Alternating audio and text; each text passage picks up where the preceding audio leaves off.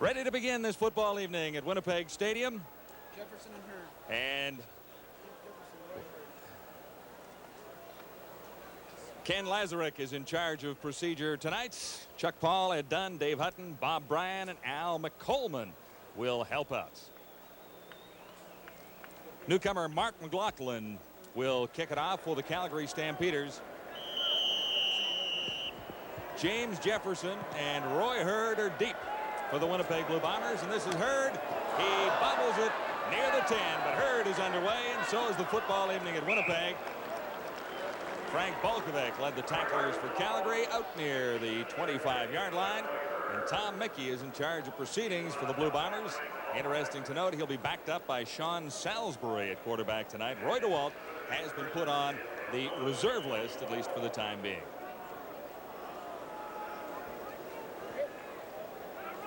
Mickey will have pretty good backfield. In behind him, Tim Jesse was the star for the Blue Bombers 1 week ago. First down, Blue Bombers near the 25. Mickey out to the far side has Tony Johns, and Johns has the first down. Ken Ford made the stop, number 41. Good beginning for the Blue Bombers. Great way to start the game, because you like to start off with an easy pass just to get your rhythm, and that's an easy one to complete. Tony Johns out in the flat, and there you see the rest of the lineup for the Winnipeg Blue Bombers. Jeff Jenkins and Roy Hurd at the wide receiver spot. James Murphy, they say, will probably be ready next week. And of course, we told you in the opening, Perry Tuttle back in the slot back position, where I think he plays his best football. From the 42, Winnipeg first down. Mickey, quick release near side. That's Roy Hurd, number 4. And he's out near the 50. Stopped by Greg Peterson. Up front for the Blue Bombers, a couple of veterans along that line with Walby and Bastaya. The longest in service, Lyle Bauer, playing well at center. David Black, Chris Walby the tackles, Bastaya and Steve Rhoda Huskers are the Winnipeg guards. A couple of great calls on first down already for quarterback Mickey, as Tom Mickey, easy passes to complete, good yardage. This is 2nd and 2. Tony Johns.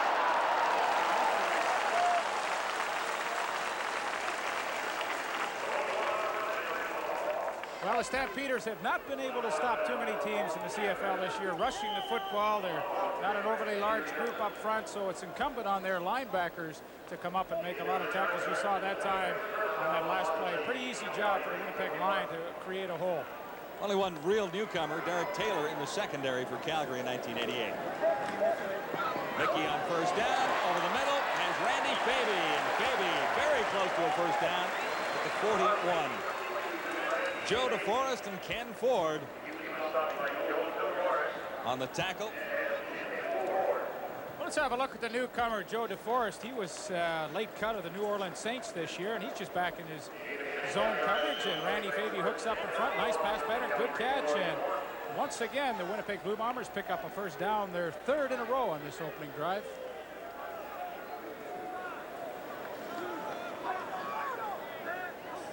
From the 41. Mickey gives to Jesse, and Tim Jesse finds room to the outside. Joe DeForest again, the middle linebacker, over to force him out. Jesse showing something already, 16 yards. Well, he did a fabulous job to get to the outside. Stu Laird, number 75, the defensive end. Looks like he has it closed down. They're watching, closes it down, but the good speed of Tim Jesse to the outside, a pretty good move to get around Ronnie Hopkins. You know, ironic as it is, Willard Reeves replaced him in the Washington Redskins lineup, and now Tim Jesse ends up as a Winnipeg Blue Bomber. Even Stephen trade. This is Jesse, flags are down. It could be procedure against Winnipeg. Warnock and Jeffers made the tackle, and Randy Faby a little quick. Had the fast feet. Yeah, a little quick to get off the mark there, but pretty impressive opening drive by the Blue Bombers. Seems like their team has really settled down since they made that switch to Tom Mickey at quarterback, and no question he's been a leader the last few weeks. Legal procedure, 73 Winnipeg, first down repeated. It'll be a 1st and 15, however, back at the Stampeder 30. No score so far. 11:47 remaining in the opening quarter. Great night for football in Winnipeg.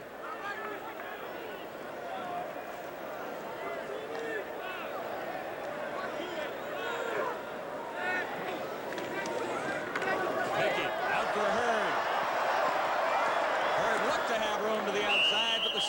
Stampeders closed rather quickly. Chris Major in to make the stop, and there looked to be room out there, Lee. Sure did, but Chris Major's having himself just a heck of a season. He leads the league in interceptions with 8. And watch how quickly he comes up to react. Randy Fabian from the slotback spot goes out and tries to get a block on him. But he just fights it off and turns Hurd back to the inside, which you always try and do to get a little help from your friends. And that's pretty darn good play by Chris Major, the league leader in interceptions. This will be 2nd and 13. Mickey drops deep. Flips it out for Tony Johns. What a great run by Johns inside the 5.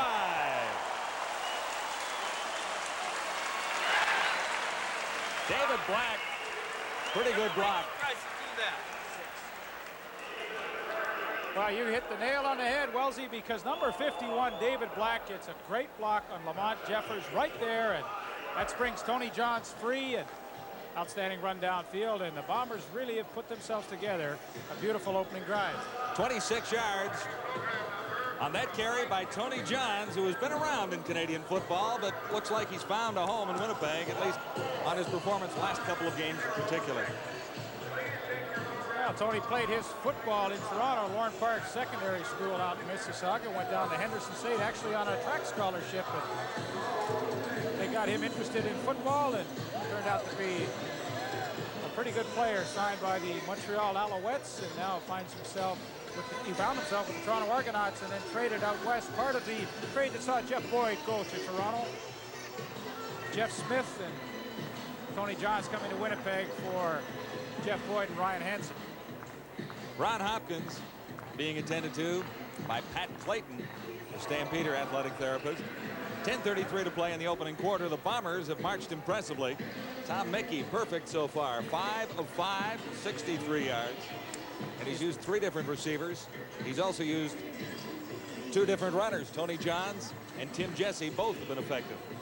I think Mike Riley has to be pretty pleased with the way his team has rounded into form lately. 5 and 5 on the season. Not probably the record he would like, but they made so many changes early in the year, and you just do not replace some veteran guys overnight, and it takes a little while for the team to gel. Aaron Brown said that in our CFL report show, and it looks like the defense is coming together, and of course the offense looks pretty good in the first quarter. Don't underestimate the skills and the talent of Tom Clements, who was a quarterback in Winnipeg a year ago this time, and it is not easy to find a replacement, particularly for that spot. Bombers first down, goal to go from the 3. Tony Johns, not quite. A yard shy, Ken Ford, Greg Peterson on the tackle.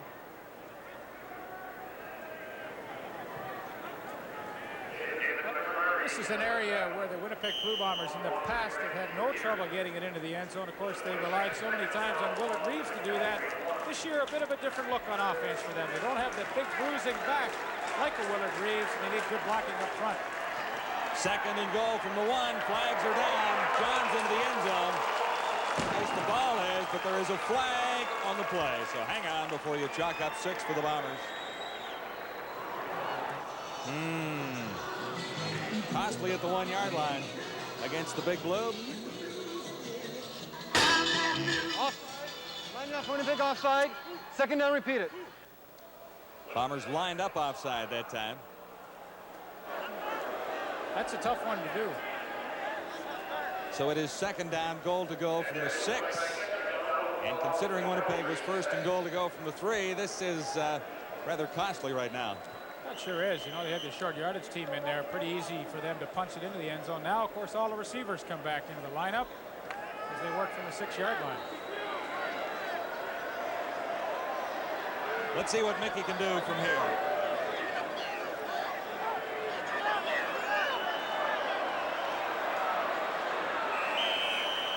They're missing a player. They only got 11 guys out there. So Tom Mickey. Tim Jesse. Number 7, Winnipeg. 2nd down, repeat it. Tom Mickey took the time count violation. And he will not be happy about that, because now it is 2nd and goal to go from the 11. And there is no first down possibility, Leif. Touchdown or nothing, I got the unless they settle for 3. Who got the stand? Mickey will throw, looks to the end zone. Nobody there, and no flags down. The intended receiver was Jeff Jenkins. Chris Major was with Jenkins that time. Safety blitz, too, from number 24, Greg Peterson. He came in from the right side, and you'll see him get there a little bit late. It didn't really affect the throw, but the pattern looked kind of messed up from the beginning, and overthrowing Roy Hurd, no chance to complete that football. So what looked like a pretty easy touchdown for the Winnipeg Blue Bombers now turns into a Trevor Kennard field goal attempt. Well, it's unlikely that Trevor will miss this one. And he makes me turn my word as the Blue Bombers march it all the way down to the 3-yard line, but have to settle for 3 points from Trevor Kennard. Winnipeg in front of Calgary by 3 early in the first. Q Harrick and backup quarterback for this one, Rick Warman, chatted up on the sidelines. Well, I guess Larry Koharic felt that it was time to give Carl Fodor a chance to generate this team's offense, but offense really hasn't been a problem for the Calgary Stampeders this year. They're 4th in the league in total offense, and that's pretty impressive for a team that's only 3-7. Rick Warman was having a pretty good year at quarterback. I always consider it a good year when you throw more touchdowns than interceptions, and that's been the case for him. Stamps have moved the football in a lot of offensive categories. That really counts. But when you look at the number of points they've been able to score on a game average, 21.4 is really not enough to win consistently in the CFL most of the time. Although there have been a few more low-scoring games this year. But they have moved the ball. They need the end zone right now. Trailing 3-0 to the Blue Bombers. Calgary first down. This is Andy McVee. Big hole up the middle, and McVee should have the first. Tim Petros leading the blockers as he got to James West that time, but a flag is down. Calgary number 61. First down repeated. 2 penalties in a row against Tom Spallettini. That's interesting, John, in an era where it seems most teams in the CFL try to go with an all-Canadian offensive line. The Calgary Stampeders have 2 imports playing tonight. Rudy Phillips, the left tackle, and the center, Rod Lossow. So they are playing 2 imports on that offensive line where most teams play 5 Canadians. 1st and 15. Good fake by Fodor to give him time to look to the outside where he has a man, Larry Willis. And Willis should have the first down on 1st and 15. Big play, Calgary. Fodor paid the price. 17 yards. Well, the Blue Bombers on 1st and 15, sitting very deep in his own defense. James Jefferson giving Larry Willis a lot of room on the sidelines, and great job to keep those feet in bounds as he makes the catch. That's number 50 for Larry Willis this year. David Williams in BC had a heck of a night last night, I believe. 9 receptions to put him at 54, so Larry Willis 4 behind him now for the league lead. First down, Stampeders. Their first down picked up just a second ago. They'll be short on this attempt. Dan Wicklund, number 35, made the stop for Winnipeg. Well, Dan Wicklund's been a pleasant surprise for the Winnipeg Blue Bombers this year. He was their first pick in the 1988 draft. In fact, the 3rd pick overall. So you know they thought highly of him out of the University of Guelph, and he has stepped right into a starting position and hasn't looked out of place at all. 2nd and long. Almost 10 yards necessary for the Stampeders. Benny Thompson on the blitz, and Fodor had no chance. We told you to watch Benny Thompson tonight. Well, we featured him in our opening as saying that the strength of the Bomber defense was down the middle with West, Aaron Brown, and Benny Thompson. Benny Thompson has 5 sacks this year, so you know he is coming after a lot of quarterbacks, and it opens up like the Red Sea. There he comes through and gets the pressure on Carl Fodor, and no way to complete a pass. He now has 6. Right.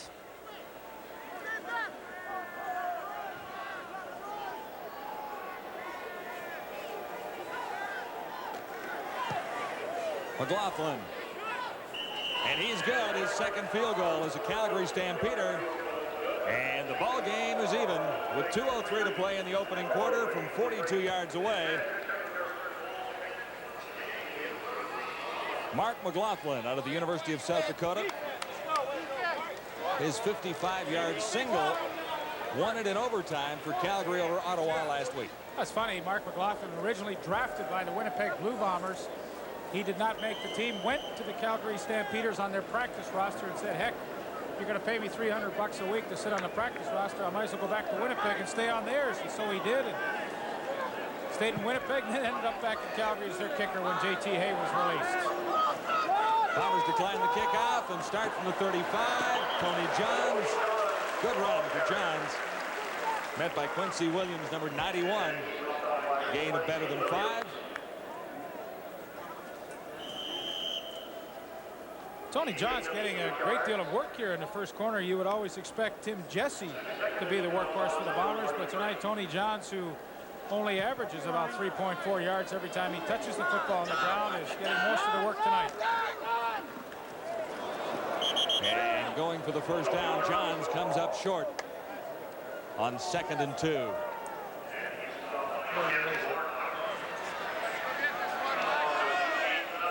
Linebacker James West.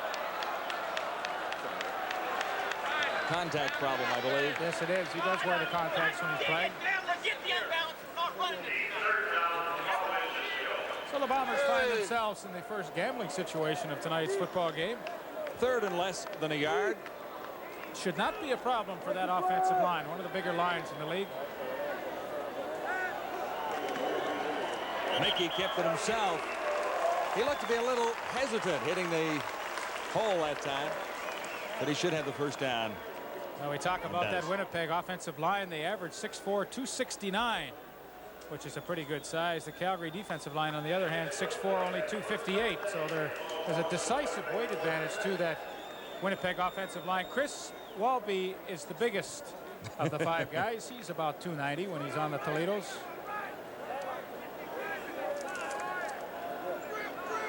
Should be the final play of the opening quarter. Mickey had it batted down. This is Jeff Jenkins. Not batted down, but it was touched, I believe, at the line. Derek Taylor forced Jenkins out. And that's the end of the opening quarter in Winnipeg. All even so far, the Blue Bombers and the Calgary Stampeders on TSN's Game of the Week. The Bomber defense gets arrested as 3-3. Welcome back, man. You come on back. Well, there's Benny Thompson having a little chat. Darryl Sampson and Benny Thompson. Boy, has he turned into a great middle safety this year. Real hard hitter back there. On 2nd and 7, Mickey goes deep, and Faby can't get underneath. Randy Faby, number 73, covered by David McCrary. And some numbers from the opening quarter. Net yards favors the Blue Bombers, 112-16. No turnovers so far. Time of possession also favoring the Bombers. And first downs as well. However, on the scoreboard, it says 3-3. Calgary Stampeders, as you could see, 16 yards in 1 quarter is not very good. And, you know, the Winnipeg defense has really picked up where they left off against the BC Lions in their last game. I think the BC Lions only had 80-some yards of total offense for the whole game. So give that Winnipeg defense credit. They are really playing some pretty good football. Bob Cameron for Sean Faulkner. Faulkner near the 10. Out across the 15 to the 17.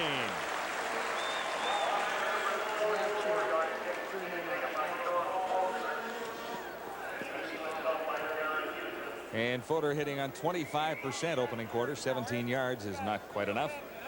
Mickey 7 of 9 for 71. It's a little surprising, though, John. The Calgary Stampeders come into tonight's game with around 220 yards a game passing, which is 2nd in the CFL. Now, that was primarily with Rick Warman at the controls. Carl Fodor only in his 2nd start.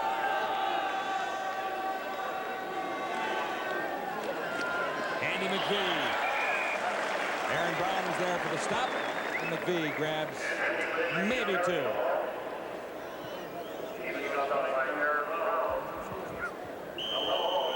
Well, there's my old pal Aaron Brown, who we featured tonight on the CFL report. You went to separate schools together in Ohio at one point, Well, didn't you? he was at Ohio State. I was at Otterbein. They were about 10 minutes away. I know he always admired our football program up there. And Same size school. I mean, Ohio State would have to admire Otterbein. sure.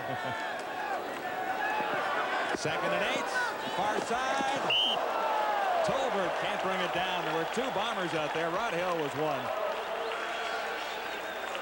And Rod Hill administered a pretty good hit on Emmanuel Tolbert. Rod Hill, originally a first-round draft choice of the Dallas Cowboys in 1982, has been able to blend in very nicely with this Winnipeg defense. Of course, he's replacing Roy Bennett, who left for the San Diego Chargers, and Roy Bennett was an all-star, so he had big shoes to fill and has done it very nicely this year with 5 interceptions so far.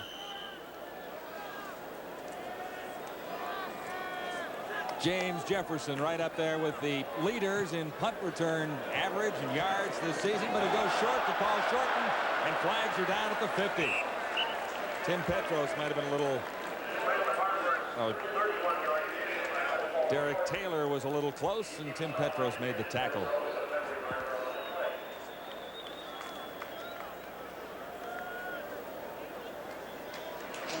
No yards.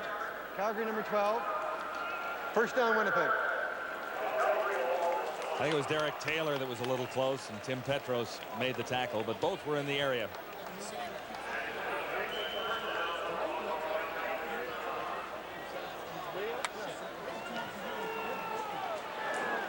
Blue Bombers excellent field position from the 35 of Calgary. All even so far, 3-3.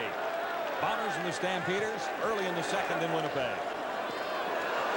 Mickey is down.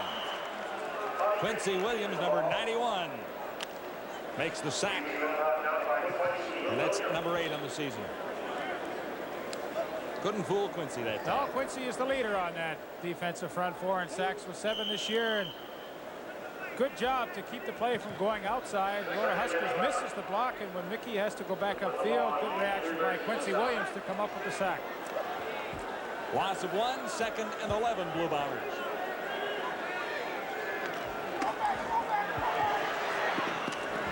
This is Tony Johns. Some room up the middle. Johns for first down.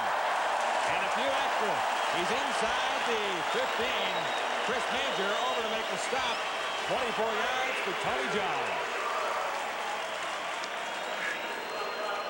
Well, it was really a pretty ugly looking screen when they set it up, but the results were tremendous as the Winnipeg Blue Bombers keep this drive going. Tony Johns does not even need the block by Steve Rhoda Huskers. He simply outruns a few people and gets them into great scoring position. First down, Bombers at the 12. This is Tim Jesse trying the outside, and not much out there. DeForest to make the tackle. Show this last play if you can. Gotta like this guy as a head coach in Canadian football. Well, he's a pretty good, happy-go-lucky guy, and if he's turning on the inside a lot of times, you don't know it. Watch the block by Roy Hurd right there on Lamont Jeffers. You know, it's not too often you get wide receivers that want to mix it up, but here's a wide receiver taking on a linebacker. And that was a pretty good hit. Pretty good reaction, too, by that Calgary defense. Second down, 9 to go, Blue Bombers. Mickey, time, but he runs out of it. Flags are down. Mickey goes to Hurd, and Hurd goes down to the goal line. Touchdown, but there is a flag back in the Bomber backfield. They'll take it back.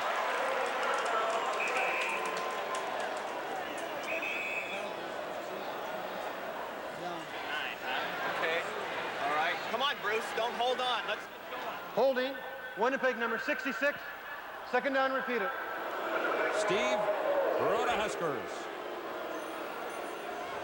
Watch the right side. And he will come back in your screen right now. And there you see the hook go out on Stu Laird, number 75. Good call by the officials. It's too bad. It was a pretty good effort by Roy Hurd to get into the end zone. That's the second time a penalty now has cost the Winnipeg Blue Bombers a touchdown. So far, the Bombers have managed just 3 from Trevor Kennard.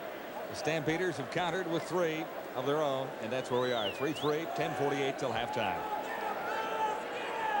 The injured Stampeder is David McQuarrie.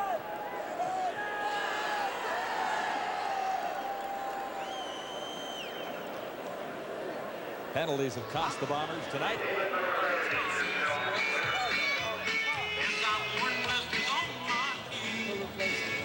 4 penalties against the Blue Bombers, 25 yards total, 3 against Calgary for 20. So that's relatively even when you look at the total number and number of yards. One exception, though, the Bombers have had 1 touchdown call back. and they had a chance for another one. You know, John, it's not Negated by surprising the Winnipeg Blue Bombers lead the league with penalties taken this year, so they have hurt themselves a number of times over the course of the season. 2nd and 19. Williams, pressure on Tom Mickey. Mickey gets away. He'll not get the first down because Joe DeForest was there, along with Ken Ford. 2 linebackers, we pointed out, as keys for Calgary's defense. You know, the Calgary Stampeders have not put a great deal of pressure on opposing quarterbacks this year, but so far tonight in the first half, they've done a good job. Quincy Williams, Stu Laird with some pressure forced Tom Mickey to run, and then Ken Ford, along with some help from Joe DeForest, bring him down, and once again a penalty costs the Bombers the touchdown, and Trevor Kennard comes in to try and put them into the lead. This from the 19-yard line. Kennard 1 for 1 on the Knights. Now 2 for 2. 6-3 Blue Bombers out in front. It's been all field goals so far at Winnipeg Stadium tonight. Lots of time remaining till halftime with 9:54 to go. A good evening of football ahead on TSN live from Winnipeg. And these guys are practicing. Well, he's showing Rick Warman how he wants the ball held on the tee. You know, I mean, I think you should be able to, just as long as you get it on that tee in any shape or form from that distance, should be able to punch it through. On 2nd and 9, a flag goes down on Hopkins.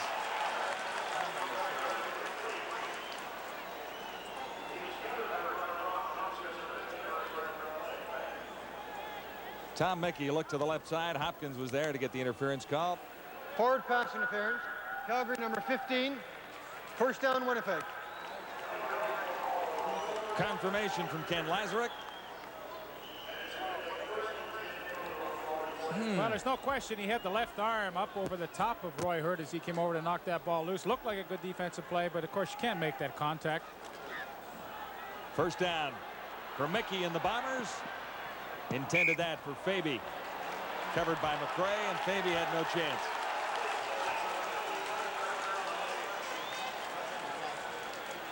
Little roughing the passer spotted as a flag is down in the Bomber backfield. Well, I believe so. Kenny Ford took Tom Mickey down after the ball was released. Roughing the passer. Calgary number 41. First down, Winnipeg. Costly. Into the final 2 minutes of the half. Calgary's given up 2 penalties in a row. Bombers on a march. Well, let's have a look at it. You be the judge at home. He's let the ball go, and yeah, I think that's a good call. You know, you have to try and protect the quarterbacks in the league, and there's no question the ball was gone. Kenny Ford could have passed him up. He didn't have to put the hit on him, and of course it cost him 15 yards and field position. 1st and 10. Mickey gets it for Tony Johns. Oh, big hit by Ken Ford.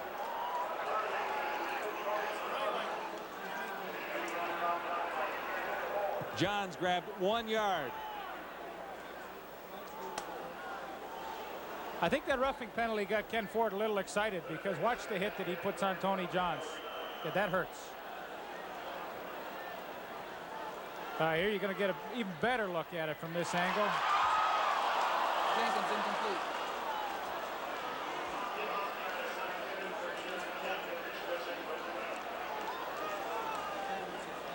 He missed an incomplete toss for Jeff Jenkins, and the Bombers will now kick it away.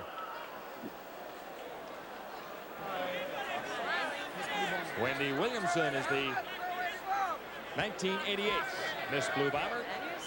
20 years of age. Her eyes are blue, as you can see. Her hair is blonde. Bob Cameron at the 47. David McCrary, the lone man back for Calgary. 1:07 left till halftime. And Cameron takes a tough time to shank one. I'd like to see that in replay, because Cameron is a great kicker in Canadian football. And he didn't like this kick at all. It couldn't have traveled 16 yards. Oh, it traveled 7 yards. Yeah, he can't believe it either. And no real pressure coming up the middle. The fact that maybe he was trying to go out of bounds, and when you try and do that often, it rolls off the side of the foot. The reaction says it all. I hit one like that the other day. But you were hitting a golf ball. First and 10 Stampeders, a chance to add to their total with 1:02 remaining in the first half, but Fodor's in big trouble. Stan Mikowas ran him down. Greg Battle was there as well. Well, the Bombers have a nice situation on their defensive line. They play a 3-4 defense, but they've really got 5 guys that can rotate in that 3-man front. Of course, the starters are Romel Andrews, Stan Mikowas, and Mike Gray, but they rotate in Willie Fears and Rob Pradanovic, so they've always got fresh people in there. And over the course of a game, I think that really makes a big difference. A loss of 7 for Calgary. This is 2nd and 17. Fodor over the middle for Marshall Toner. And Toner grabbed down by the bootstraps. Your pal, Aaron Brown.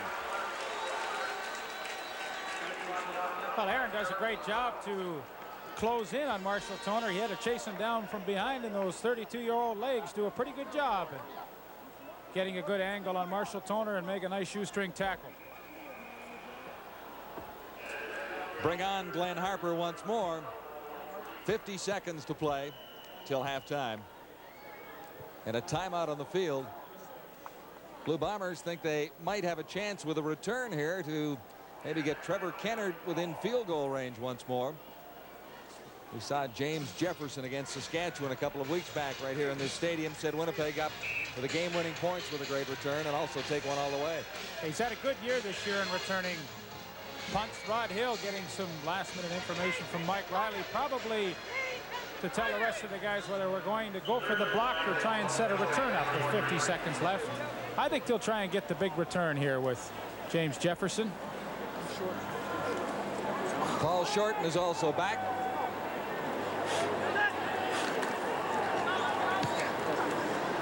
Not deep. And it goes to Shorten near the 40. No chance to set up the big return. Derek Taylor made the stop for Calgary, so with 40 seconds remaining, one last chance till halftime for Winnipeg, leading by 3. Well, Tom Mickey now with 40 seconds left realistically has to go about 25 yards to get Trevor Kennard into range for a field goal attempt, so a couple of 12-yard passes would do it, and I think that's what he's thinking. Try and get the 3 points first, and if we get into range, then think about going for the touchdown. This is Tim Jesse.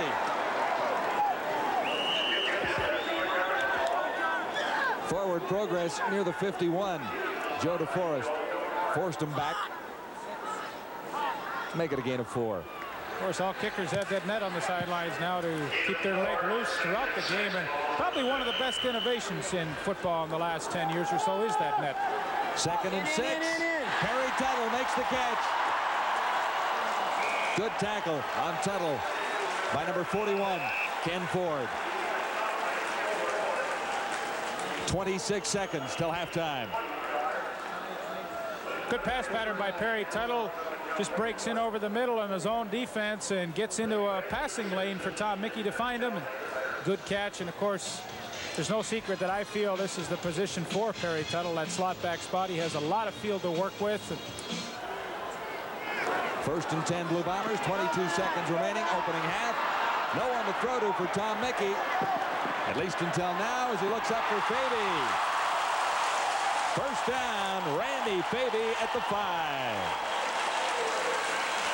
36 yards. The Bombers can hit the end zone with 14 seconds to play in the opening half. Did they work on Darcy Kopp?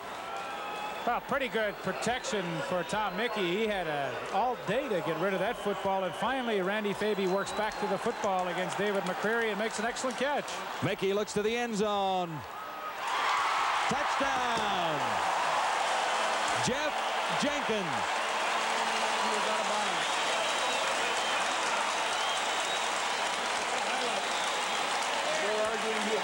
Stampeders are arguing that Jenkins was out of bounds, but if he was forced out of bounds by a Stampeder, the touchdown will stand and there are no flags. Well, there was no question he was out of bounds as he was working upfield against Chris Major. He was forced at least a yard out of bounds, came back in, and they made the catch for the touchdown. They let it stand. Trevor Kennard goes after the point. After Cameron Holding, no problem at all. So the Blue Bombers into the final 14 seconds. One big play to Randy Faby, followed by another play for Jeff Jenkins. It is 13-4, Blue Bombers with 6 seconds remaining till the half. Well, his first professional touchdown. Jeff Jenkins. His brother Alfred, actually, who's on the Ottawa Rough Rider practice roster right now. Alfred Jenkins. Mike Riley must be a little more pleased. You know, they've had an opportunity to have 3 touchdowns in this half. They've only been able to get 1.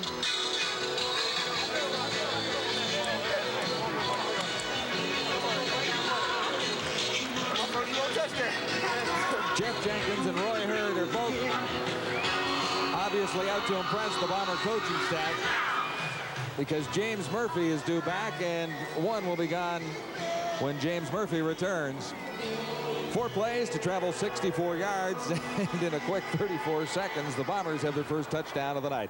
Jeff Jenkins. Well, it was a good drive. Perry Tuttle, a nice catch over the middle to keep it going, and then Randy Faby made that super catch down at the 3-yard line. Jeff Jenkins finished it off. Sean Faulkner and Lewis. Mark Lewis and Sean Faulkner deep, but the kick is short. Taken by Johnson for the Stampeders.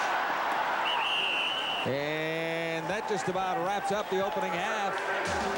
The gun has not sounded, but now it does.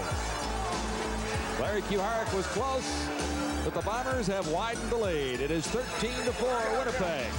They lead the Calgary Stampeders at halftime in this CFL rematch.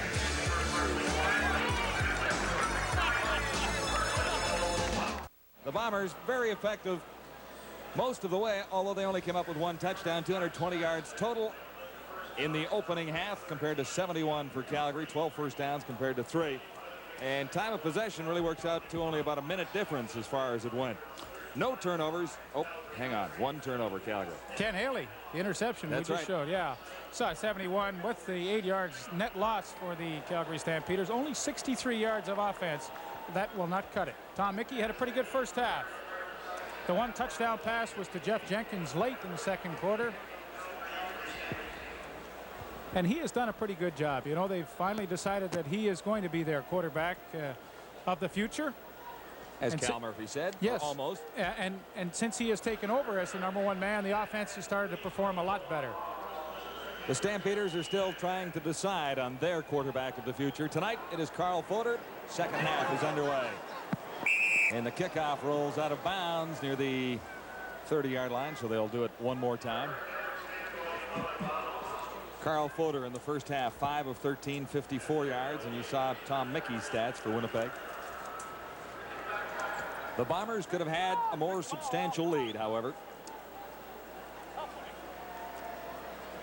Well, a couple of penalties really cost them, John. We touched out on that earlier, and you know, it's not surprising they lead the league in penalties, so they have hurt themselves at times this year, but the last few games they really have seemed to put most facets of their game together. Special teams always good. Defense has been much better, and the offense slowly improving week by week. Trevor Kennard from the 30.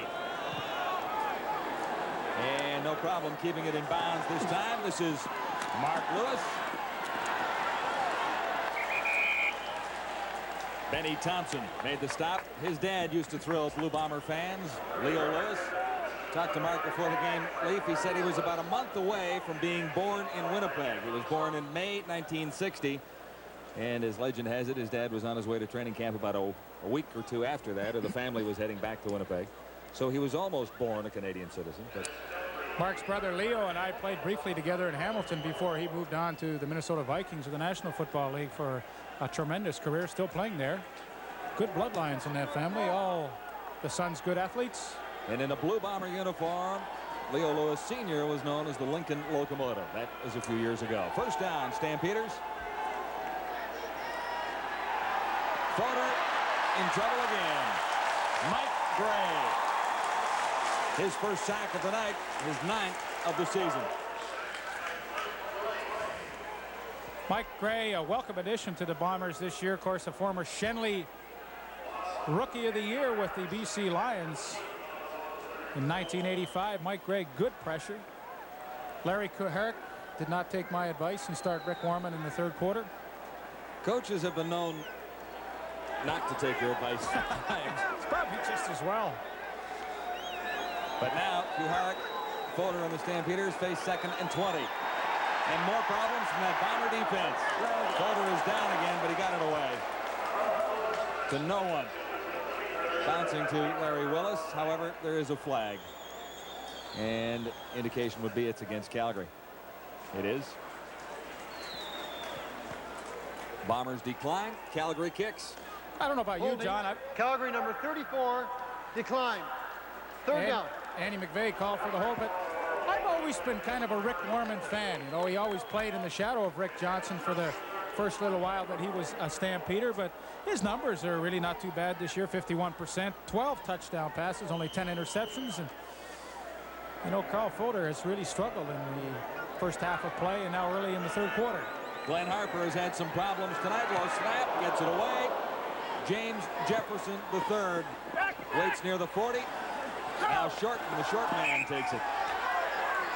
I can't believe you said that. Well, I meant he was not playing as deep. Jefferson was the only player well back, but Shorten was a little shorter. And I'll stop now. I can't dig myself out. Well, there's a look at Rick Warman on the sidelines. No indication that he is going to come into the football game tonight, still with the warm-up jacket on. Had a little problem with John Williams, his running back, a few weeks ago. Took exception to something Warman said in the locker room. Tim Jesse, Ken Ford to stop.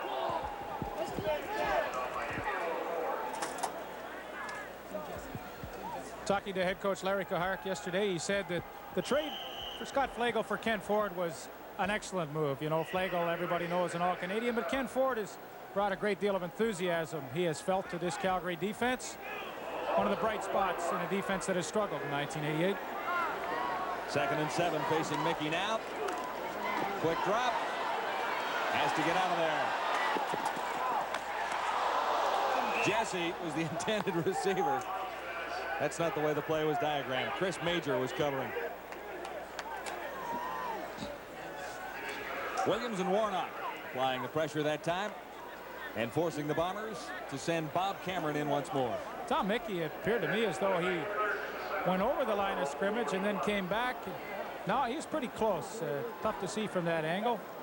Of course, the official with a much better vantage point than I had. Nevertheless, the Bombers will have to give it up. Bob Cameron shanked his last punt for only 7 yards. I'm sure he'll do a little better than that this time.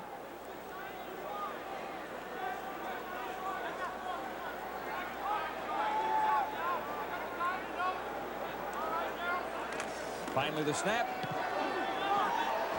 Cameron for Sean Faulkner. Much better this time.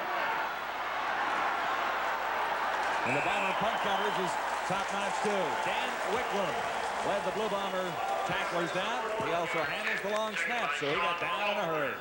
It is Winnipeg out in front of the Stampeders by 9 early in the third quarter. Bomber fans getting a little noisy in the background. You may be able to pick it up as you watch in live from Winnipeg. They had the Winnipeg wave going. 3-3 first quarter.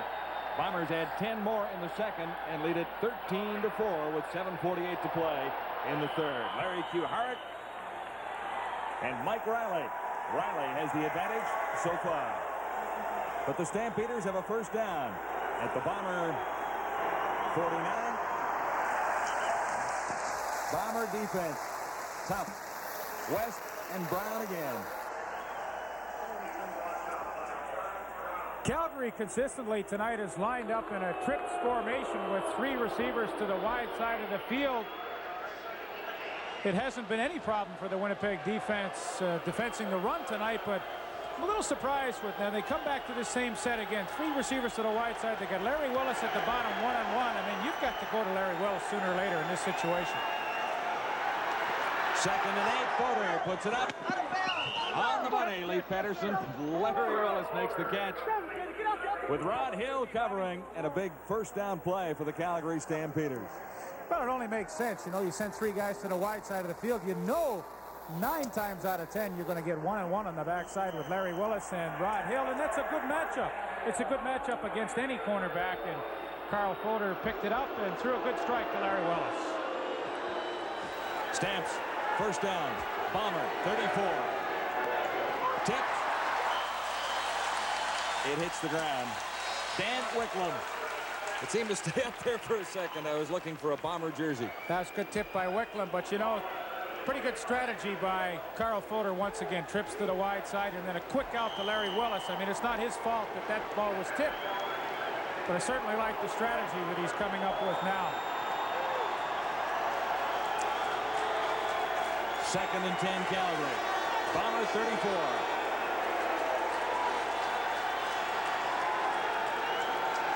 Fodor back in a hurry and the Bomber rush.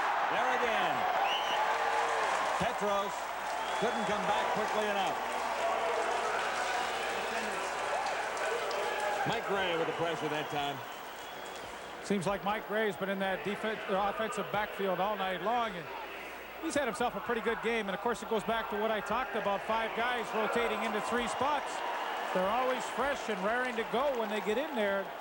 Mike Gray has had himself a whale of a football game.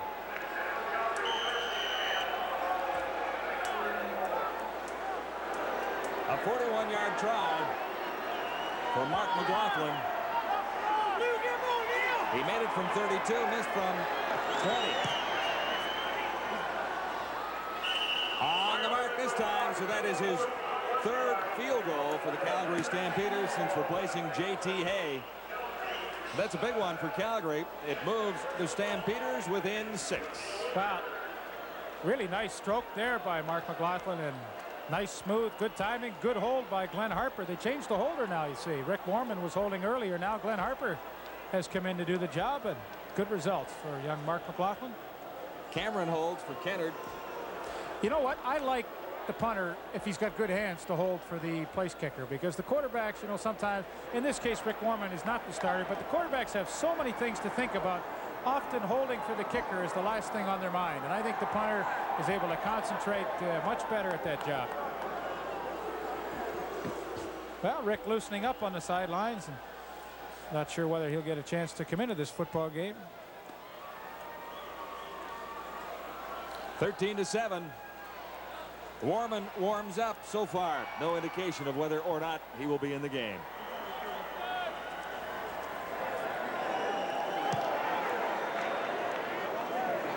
Roy Hurd at the 15.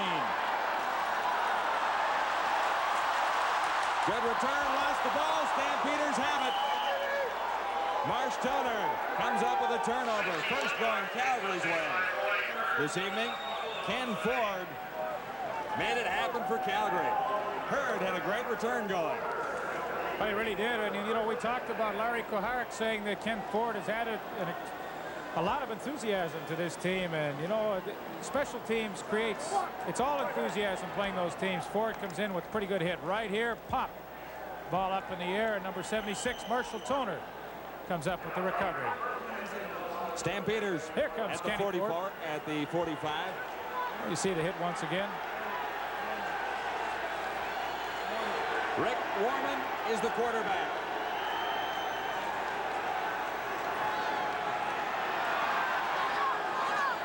On target, Marshall Toner. Rick Warman's first toss. A 27-yard first down. 5:22 remaining third quarter. And what a way to begin for Warman, coming off the bench and tossing like this. That was a good read by Rick Warman. A 3-deep zone by the Winnipeg defense. He picked out the right guy, and that's a good catch. Stampeders first and 10 at the 19. Good fake by Warman. Flags go down as he looks to the end zone. Tipped at the last moment by Aaron Brown, intended for Andy McVeigh. But back at the line of scrimmage, a yellow kerchief. Ha-ha, Leaf. Procedure against the Stampeders.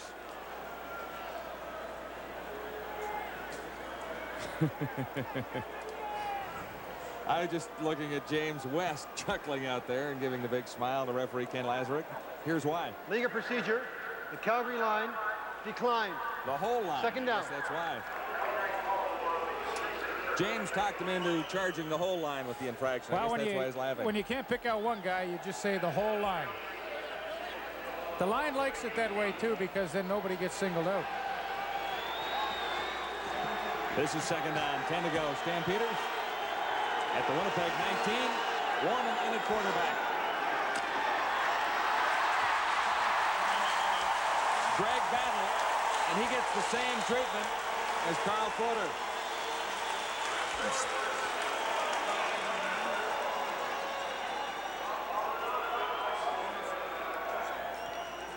It's only the second sack for the Winnipeg defense tonight, but it seems like they've had a lot more with all the pressure they've been able to put on the Calgary quarterbacks. Greg Battle, the first man through there, and boy, that's a big sack just when it appeared as though the Calgary Stampeders might be able to get in for a touchdown. Rick Warman has stopped, and that brings in Mark McLaughlin once again. Good on 2 out of 3. This one is on target as well. 2 by McLaughlin in a row, and the Stampeders continue to narrow the gap on the Winnipeg Blue Bombers.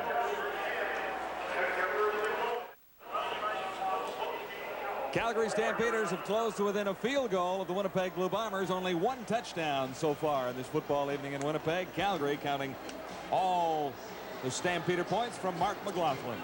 Let's have a look here. Watch Glenn Harper's left hand as it stays down right at the edge of the football.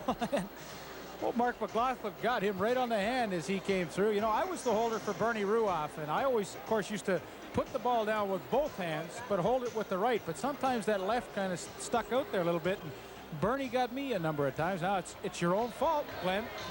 Get that hand out of there. Bernie hung up the kicking shoes this week in Canadian football. Well, you know, I had a long chat with him when we were out in BC last week, John, and he had been down playing arena football, and then, of course, he came out to the BC Lions. He had not been at home in a long time, and with a 2-year-old son, you know, at the end of a long career, that's all it took for Bernie to see him when he came in on his way to Ottawa, and he said, enough of this nonsense. I'm retiring. Tim Jesse, not much there. Bernie beginning his career here in Winnipeg with the Blue Bombers. I mentioned a couple of weeks ago, but I'll never forget it. Bernie trotting out with the old wristwatch on his hand when he first joined the Blue Bombers in the CFL. Bernie was a different character. He used to, of course, wear the watch, as you mentioned, and at halftime he would read novels in the locker room. He was a little different, but a great kicker and a great guy. This is 2nd and 9.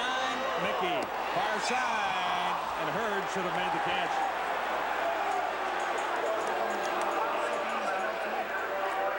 He's dropped 2 tonight.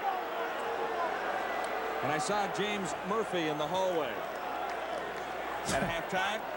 James will be back next week against Ottawa, he assures me. Well, that's good news for all CFL fans. Murphy, of course, the Shenley Award winner as the most valuable player in Canadian Football League. Roy Hurd ran a super pass pattern. He forgot one thing, though, to catch football. Bob Cameron near his 20. Sean Faulkner deep for Calgary.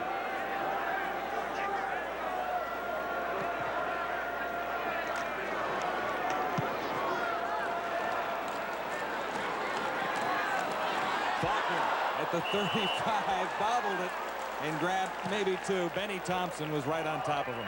39-yard kick for Cameron that time. So the Stampeders in reasonable field position. They've scored twice in a row. Both field goals.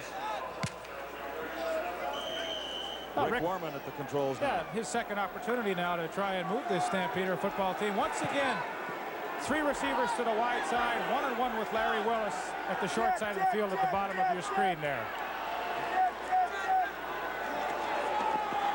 Warman lofts it up for Willis down the sidelines. Picked off out of bounds, but they rule it no catch. Grabbed by Ron Hill. And Willis is shaken up.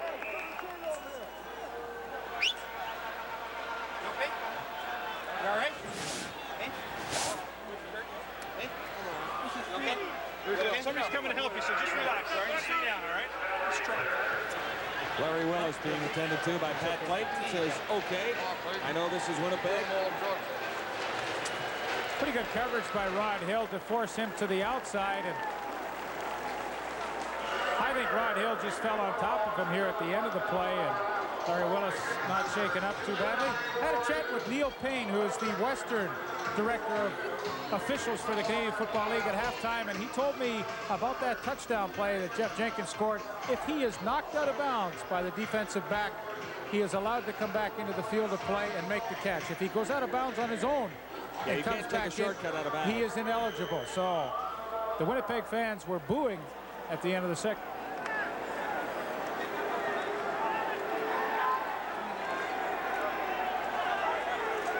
Second down, 10 to go for the Stampeders. Out across the 35 at the 37. Big charge on Warman. He escapes, gets it away, fires high for Toner. And Benny Thompson thought he was pretty close to an interception. Not quite, Benny. Well, it's tough for a quarterback. You know, it's easy to sit up here and say, well, he had the receiver open, and Marshall Toner was open. But boy, oh boy, the pressure on the Calgary quarterbacks tonight has just been tremendous. And sometimes you just get a little rattled and you just don't hit your release point at the right spot. I'm sure that was the case for Rick Warman. Good pressure up the middle, Aaron Brown and the rest of that defense. James Jefferson III back to accept this kick from Glenn Harper. And again, it bounces the other way, but Jefferson does come up with the ball. Forced out by Hopkins.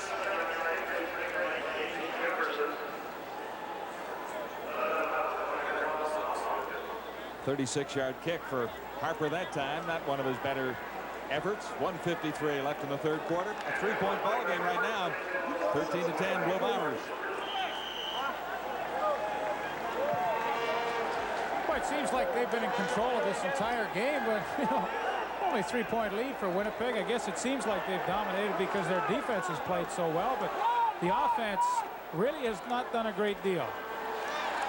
This is Tim Jesse out of the backfield for the first down. Ron Hopkins, Joe DeForest drag him down. Mark, a gain of 15 down. Now, this play has been in the Winnipeg playbook for many, many years, where they take the slot back and the wide receiver, run them downfield, break them to the inside, and send that back out in the flat. Give him the ball as quickly as you can before the defense can react, and then let him run for some daylight. And it's a tremendous play and one they've had success for many years. Jesse again. Joe DeForest again. Jesse got to the Canadian Football League 1 week ahead of Joe DeForest, who's starting his first game for the Stampeders at middle linebacker tonight. Jesse had a great game last week with 106 yards against the BC Lions.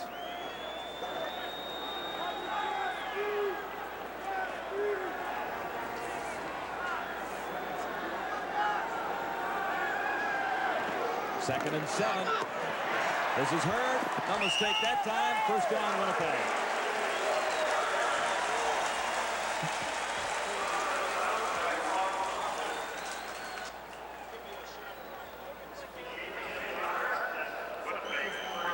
A good call on second down by Tom Mickey. A little hitch play to Roy Hurd. Ron Hopkins fell down on the play. You know, so many defensive backs tape up their shoes, and I just wonder if sometimes all that tape on the bottom of the shoe makes it slippery for those defensive backs, because he fell down there when he shouldn't have on a dry field. There's Roy Hurd. Nowhere to go. Now they form a little bit of a screen out the other way. But the Stampeders are able to react to that as well. That one isn't in the playbook either, folks. That's the way to end the third quarter, however, as far as the Stampeders are concerned. They have moved to within 3 of the Winnipeg Blue Bombers. And Roy Hurd ran a long way to get back to the line of scrimmage on that previous play. 13-3, the Bombers lead the way. The Bomber Bird had them making some noise while we were away. To begin the fourth quarter now, it is Winnipeg with a first down. I make that 2nd and 13. Mickey back to throw. Too high. Jeff Jenkins had no chance at a reception.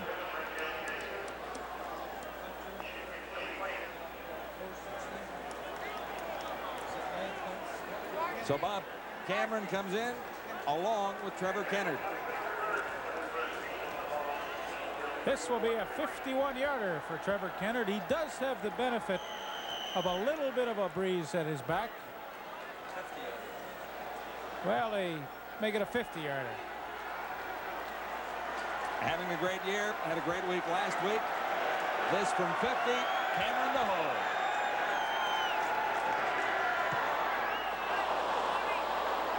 Not even close as it trickles through the end zone. David McCrary lets it roll for the single point. Tell you one thing, it's a good thing the center Lyle Bauer didn't stick his head up, or he'd have got it right in the back of the head. Well, how about that for Trevor Kennedy? He'd like to have done it on a good field goal, but he is now in 5th spot in CFL's all-time point leaders, 1,366 points. A lot of points. 13,000 would be too many. 14-10, Blue Bombers out in front. 14-18 remaining 4th quarter. Calgary still with a good shot at pulling off a victory. It's up for Rick Warman.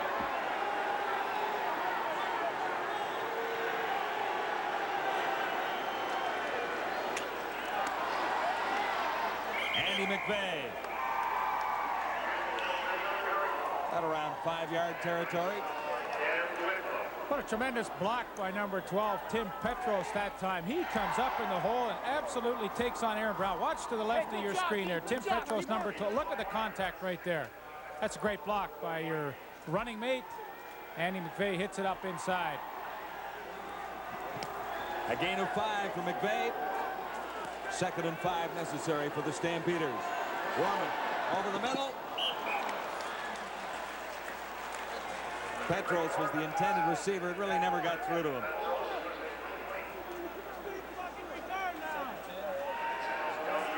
Well, I believe that's a pretty good area to attack over the middle. That's the foot Calgary leaf Stampeders. the foot of Jay Christensen. The initials are CPC. That is Corey Page Christensen, and that's a cheap way for Jay to send a telegram home tonight. Hi, Corey. Well, you did it for him. There we go. That's it, Dennis. Good job, man. Thompson steps out. And the Bombers on the exchange have pretty reasonable field position out across the 35.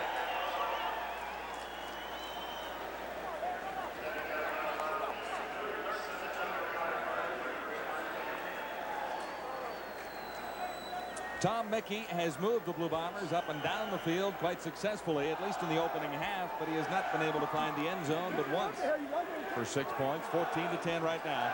16 of 25, 178 yards. Not bad with a quarter left in the ball game.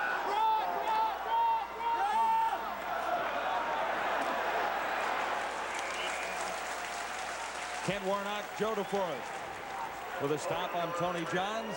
Johns has played pretty well.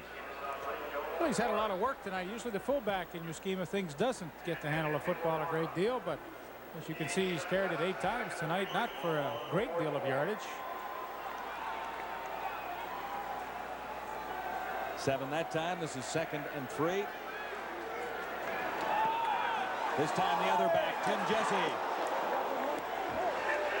And Derek Taylor forced him out. Big hit by number 21, Derek Taylor. You know, so often what you really hope for in a defensive back is that he can come up and stop a running back in his tracks. And this was the case in this situation. Derek Taylor with a tremendous hit on Tim Jesse as he was approaching that first down marker. In fact, I believe he's come up about a half a yard short or a full yard short.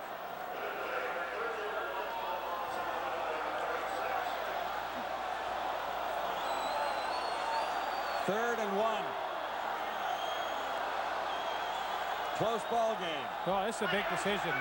I mean, with your defense playing so well, I think Mike Riley has made the smart decision here. The fans in Winnipeg don't agree because they like to see offense, but as a head coach, I mean, you have to take so many things into consideration, and one is you've got a great punter, and the second is your defense is playing superbly.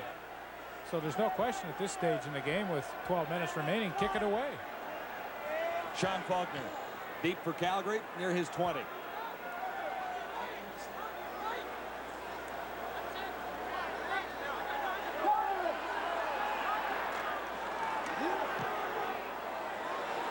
Good kick for Cameron to keep it away from Faulkner and force him over to his left. Now let's see what Faulkner can do with it. Shorten led the Bomber tacklers as Faulkner is brought down at the 30. It is the Blue Bombers by 4, 14-10 on the Calgary Stampeders. The rematch on TSN. 8 minutes remaining. The Calgary Stampeders are 4 in arrears to the Blue Bombers. Lots of time for Rick Warman to get something going for Calgary. They have decent field position to begin this drive. Warman has engineered 3 points so far. In relief of Carl Foder, Stampeders have punted on their last 3 possessions. The Bombers have picked up only a single point on a wide field goal. There's Warman on the Knights. Those numbers are not terrific. The first pass was a great one, though. You know, we're halfway through the 4th quarter, and still Calgary's only at 116 yards total offense. Pretty tough to win football games. Good fake by Foder. Outside for Emmanuel Tolbert. He has not been a busy receiver, but that is a big play. Benny Thompson, the Bomber safety, forcing Tolbert out. That's a good call on first down by Rick Warman. The play action gives you a little more time to throw a football and a little more time for the receiver to come open. Emmanuel Tolbert one-on-one with number 30, Daryl Sampson. He absolutely turns Sampson inside out. Breaks to the outside, makes a good catch, and another good move to get around him for a 26-yard pickup. The Stampeders first down at the Blue Bomber 50. This is Sean Faulkner. Maybe 4. Aaron Brown, number 53, with a stop for Winnipeg. 7:13 to play, 4th quarter. It is the Bombers leading by 4. We talked about Calgary's problems this season, Leaf, and offense, at least moving the football, really wasn't the major concern coming into tonight's game. Defense was. No, it really wasn't there. Came into tonight 4th in the league in total offense, which is not bad for a team that's only won 3 football games. So usually tells you your problems are on defense. 2nd and 6. Warman in trouble, got it away. Good catch by Larry Willis. And a big play for the Stampeders. Mike Gray applying the pressure to Rick Warman. But John, that's why I like Rick Warman as a quarterback. You know, he saw what was happening. So much pressure coming at him. I mean, he has to let that ball go as soon as he can. The pass pattern hasn't even been completed, but he knows the area that Larry Willis is going to end up in. He just lets it fly and hopes Willis can adjust to it. Larry Willis makes a nice play to come back to it. And boy, those are the kind of plays that keep a drive going. A 15-yard first down for Calgary. From the 32, Sean Faulkner. Tough to bring down, lost the ball, but the whistle had gone. He looked to be stopped by Willie Fears, got away from Fears, but ran into James West. As a result, 1 lousy yard. Well, Rob Perdanovic, number 78, who is in the football game right now, came through quickly and really put a hit on him early. You'll see it coming up right here. There's 78 Perdanovic, and takes a pretty good shot at Sean Faulkner. Willie Fears in there on the action as well. 2nd and 9. Calgary at the Winnipeg 30. Warman has to run for his life. There's room for a first down. Is there room for the touchdown? Not quite. He's down to the 5. And that is now the biggest play of the night for the Stampeders. 25 yards for Rick Warman. What a nice job he does here. You know, he wants to hit Tolbert quickly, but he's double covered. He has to break out of the pocket, gets a good block downfield from number 12, Tim Petros. And then, of course, the linebackers are chasing receivers downfield, so he's got a free rein to go those 25 yards. Stampeders, first and goal to go. At the Bomber 5, Sean Faulkner has 3. Ball came loose, recovered in the end zone, but it was whistled dead. Stampeders came up with it.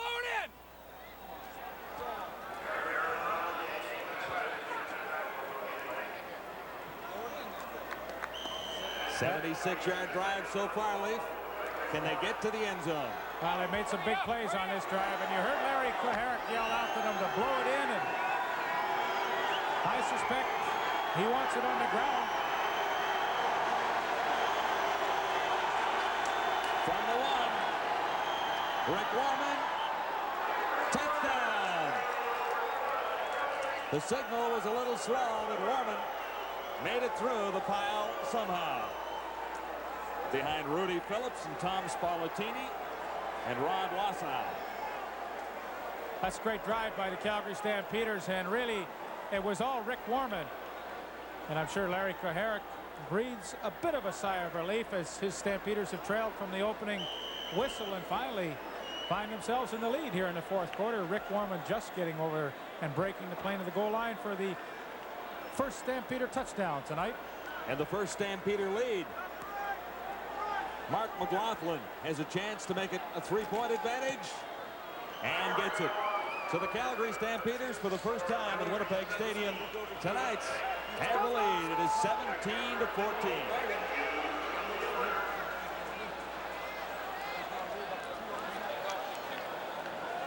Well, I'm sure Rick Warman was explaining to Larry Kuharich how he just followed Tom Spallettini and Rudy Phillips into the end zone for that touchdown, but he really made some big plays on that drive with, of course, the pass to Emmanuel Tolbert and then a great pass to Larry Willis against the blitz. It all culminates with a 1-yard touchdown run by Rick Warman.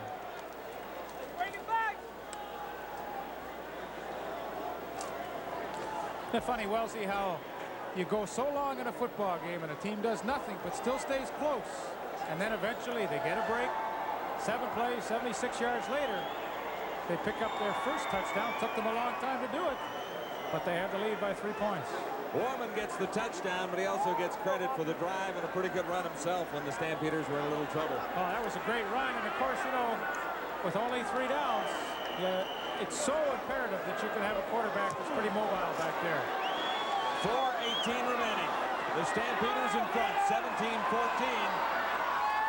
And nowhere to go for Mr. Hurd. Tony Dennis led the tacklers upfield.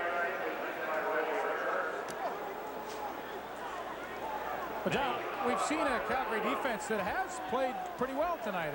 They've kept their offense in the game, and the reverse. Now I'm sure that the offense, now that the offense has scored a touchdown, the Calgary defense might play even tougher. The reverse of what we suggested at the outset, or at least the Stampeder form chart read at the outset of this game. Defense was the problem. Yeah. Well, they have played well. Pressure on Mickey now. David McCrary with the stop on Tim Jesse. You know, both inside safeties for the Calgary Stampeders, David McCrary and Derek Taylor, have really come up and supported the run well tonight. They've made some hits where they stopped the running back dead in his tracks, and watch this hit by McCrary. Comes up, sticks the shoulder pads and helmet in there, and Tim Jesse goes no further. Jesse lost 2. This is 2nd and 12.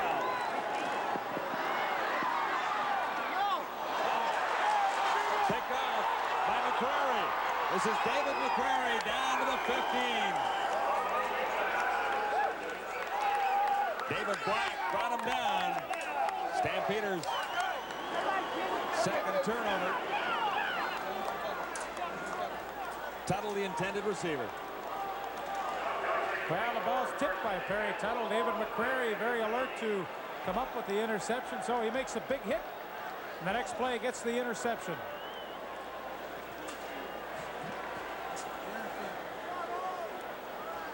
Well, that's a good job by David McCrary to react to the football, the interception, and oh, how things can change in a hurry.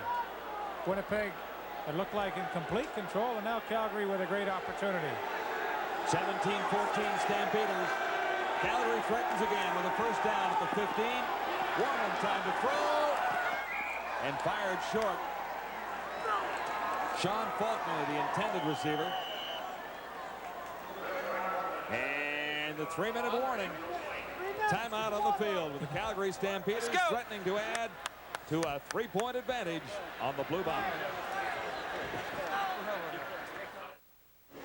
Well, you know, at halftime, John, I suggested that the only way the Stampeders were going to have a chance to win this football game was to bring Rick Warman in and let him have a chance at generating some offense. And look what's happened here in the fourth quarter.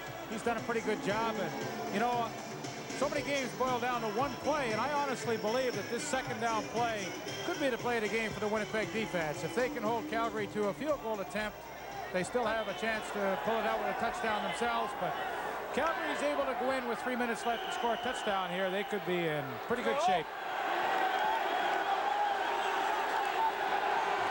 A big turnover going Calgary's way sets up the Stampeders with a 2nd and 10 at the 15. Tolbert, the intended receiver. There was simply too much pressure. Aaron Brown leading the Bomber defense once more. Well, Rick Warman knew that the Bomber defense would be coming with the blitz, and I think he just got a little over-anxious himself and threw that ball a little before he had to. Tolbert was open coming across the middle, and You know it's hot? Rick Warman just threw that thing into the ground. Mark McLaughlin. 3 out of 4 on the night. From the 21, he's good. Missed earlier from the 20, but he gives the Stampeders a slightly healthier lead. So the interception by David McCrary results in a Mark McLaughlin field goal, and now the Winnipeg Blue Bombers are forced to score a touchdown. If they want to pull this game out, they trail 20-14. But a touchdown still wins it, at least with the convert. Stampeders were involved in an overtime game against Ottawa last week and won. That is the first time a CFL regular season game has been decided in overtime. 3 other occasions all ended in ties. Mickey over the middle. Baby, first down. The Bomber marches on. DeForest and Ford on the tackle. Well, we sure know that Tom Mickey has the ability to take his team on a long drive late in the game to pull it out. He's done it a couple of times this year. Once against Calgary. Once against Saskatchewan. First down Bomber. Time to throw. Off target. Jenkins was the intended receiver. Chris Major was covering.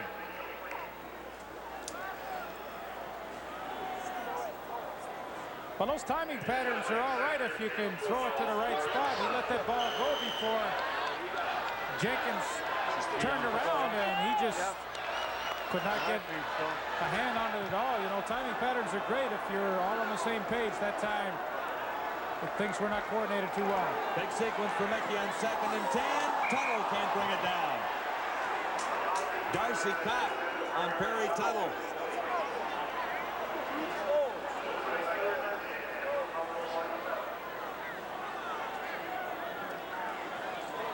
Send in the Cameron. Bob Cameron. Come on, let's go, fellas. Let's hustle now. Let's go, let's go, let's go. 2:19 to play. A 6-point game. Stampeders leading Winnipeg. David McCrary to accept Bob Cameron's punt.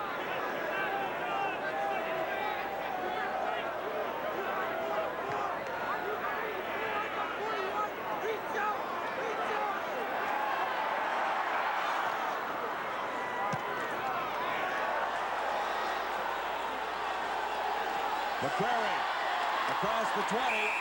Good coverage by the Bombers upfield. Paul Clatney, number 29, leading the way. You see Clatney at the bottom of your screen, slightly shaken up.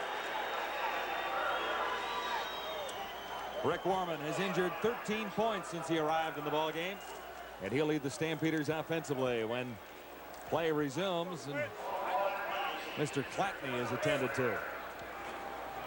Hall of Fame Day in Canadian football tomorrow. The Hall of Fame game. Ottawa Rough Riders against the Tiger Cats tomorrow afternoon. Ralph Sazio, Royal Copeland, the old Argo, Ed McQuarters, Former teammate of mine, yeah, sure. and Tony Pajakowski will be inducted into the CFL Hall of Fame. As a matter of fact, have been inducted as we approach the 11 o'clock hour in Hamilton tonight, but they'll be introduced to the crowd at Ivor Wynn tomorrow. Well, Hall of Fame Sunday was always a great game to play in with all the tradition from the night before when so many great players had been inducted to the Hall of Fame. Ed McQuarters, of course, a teammate of mine for 1 year, and Nice to see him recognized, as well as the other 4 who are being inducted right now. Blue Bombers move on against the Ottawa Rough Riders next week. You and I will be there to bring everybody coast to coast that game. 7:30 Eastern Standard Time, the Winnipeg Blue Bombers. We'll stop and get some French fries at that great French fry joint right across the street from Lansdowne Park and waddle over. We love those French fries. You cannot go to Lansdowne Park without it, but you gotta have gravy. Yeah, and it's the blue truck. You gotta stop at the blue truck. That's it. 2:09 to play. Stampeders first down. They lead it by 6. This is Sean Faulkner. No room to the outside. Aaron Brown and James West in tandem. Make the stop. Well, here's the time of the game where you really would like to keep it on the ground if you can. Obviously to try and pick up a first down, but more importantly to keep the clock running. They stay in bounds. The clock will start now. James West and his defense, they've got to get the ball back in a hurry. 2nd and 8.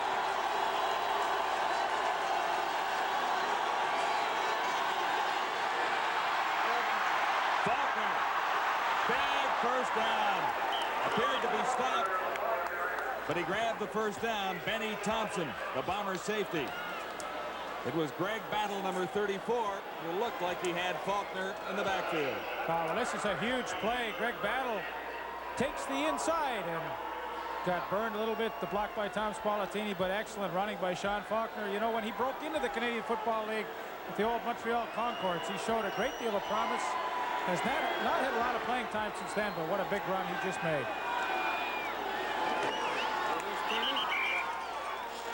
Willie Fears on Tim Petros. The gain is 3.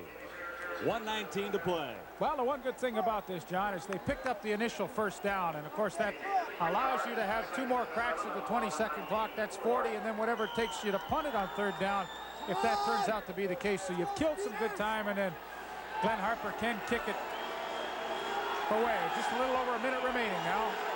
1:09. The Stampeders leading by 6 after their 4th win of the year. This is Faulkner. And again, Sean Faulkner breaks a big play out across midfield. Darrell Sampson, the stop. And time is running out on the Bombers, who led this game into the 4th quarter. Well, that's just a tremendous run by Sean Faulkner. Once again, Greg Battle had an opportunity, and you know, I believe the Winnipeg Blue Bombers are just going to be in shock after this game. It seemed like they had everything in control, and now with just a little over 40 seconds remaining, they can kind of run it out. You can't win with 1 point in the 4th quarter, can you? No, you can't. Rick Warman has done a job since coming in, however. After another first down, stopped about 3 short. From behind by Dan Wicklund. But 33 seconds remain. 2nd and 3. Stamps have a shot at another first down. Well, look where they are on the field. They have a shot at least another point. That is all she wrote. I'm sorry for the Winnipeg Blue Bombers. They will let this clock run down. 10 seconds to go on a 20-second clock, and I'm sure you'll see Warman just wait to call a signal till it gets down around 3, which he does. Tim Petros, short of the first down, but only 13 seconds remain. Aaron Brown made the stop.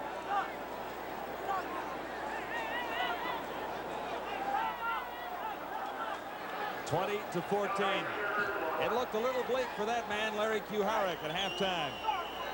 The Stampeders had not moved the football,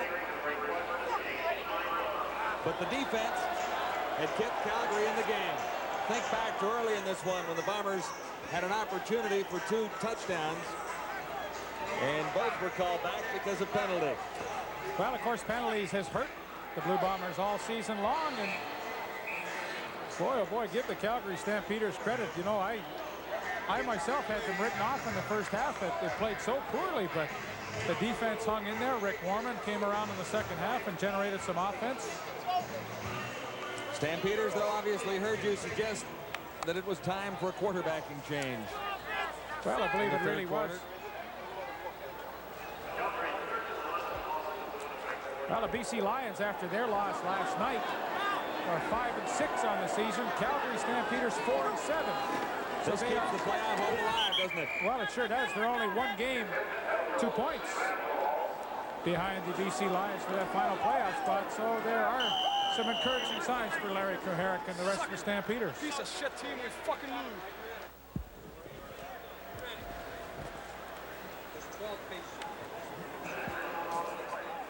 Ten seconds remain. Now the measurement will indicate whether the Blue Bombers get one more crack at this or not. And from the appearance of things down there, it looks as though the Stampeders will hang on to the ball by the narrowest of measures.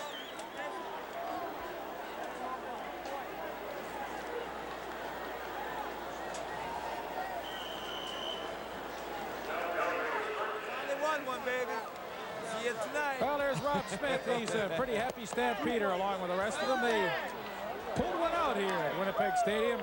Nice to win on the road. This is 2 in a row for the Calgary Stampeders. Rick Warman will go down. That's the clock.